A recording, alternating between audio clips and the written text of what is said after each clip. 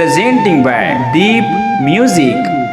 नमस्कार दोस्तों, नए नए छत्तीसगढ़ी गाने सुनने और देखने के लिए हमारे दीप म्यूजिक चैनल को अभी सब्सक्राइब करें और बेल आइकॉन के बटन को क्लिक करें।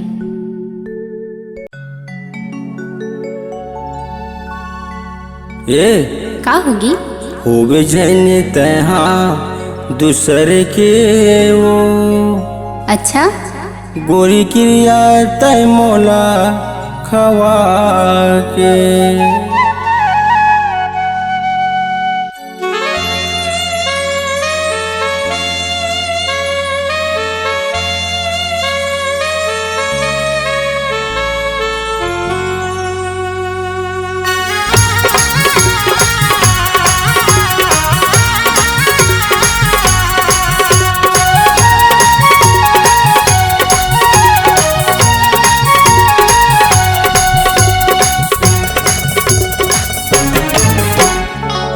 जने तहा दूसर के वो गोरी क्रिया तय मोला खवा के जने तहा दूसर के वो गोरी क्रिया तय मोला खवा के संग संग जीना है संग मरना, संग संग जीना है संग मरना, जिए भर पगली मया है करना।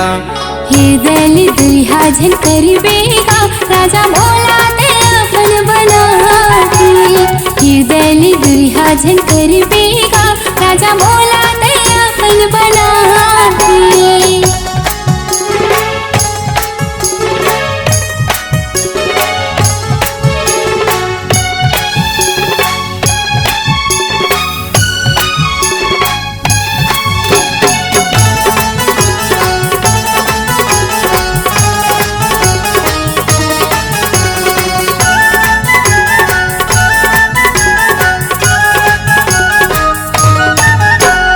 तही मोर गीत तही मोर गजल नहीं रह सकूं मैं हाँ एको पल।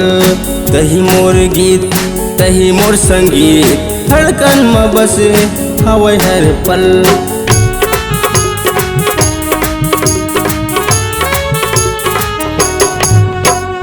तही मोर गीत तही मोर गजल नहीं रह सकूं मैं हाँ एको पल। तही मोर मीत तही मोर संगीत धड़कन में बसे हवा हर पल। हृदय दुल्हा झन करबेगा राजा भोला ते अपन बना हृदय दुल्हा झन करबेगा राजा भोला ते अपन बना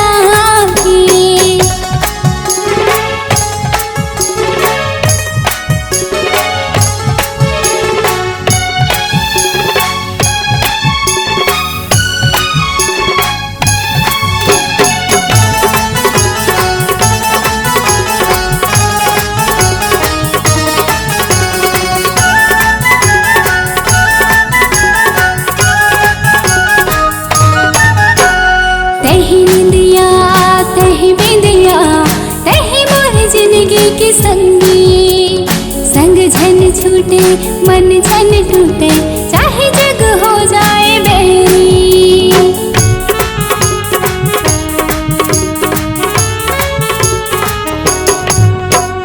तही निंदिया तही बिंदिया तही मोर जिंदगी के संगी संग झन छूटे मन झन टूटे चाहे जग हो जाए बेरी। झने तहा दूसर के वो गोरी क्रिया तय मोला खवा के झने तहा दूसर के वो गोरी क्रिया तय मोला खवा के। संग संग जीना है संग मरना, संग संग जीना है संग मरना, जियत भर राजा माया है करना। झने तहा दूसर के वो गोरी क्रिया तय मोला खवा के हृदय दुल्हा झन करबेगा राजा भोला ते अपन बना झने तहा दूसर के वो गोरी क्रिया तय मोला खवा के राजा भोला ते अपन बना गोरी क्रिया तय मोला खवा के। अपने आवाज़ एवं सुमधुर स्वर को एक नई पहचान देने के लिए चले आइए Aradhana audio recording studio, Kabir Dharmnagar, Damakheda. Mobile number 7067046464 9753451493।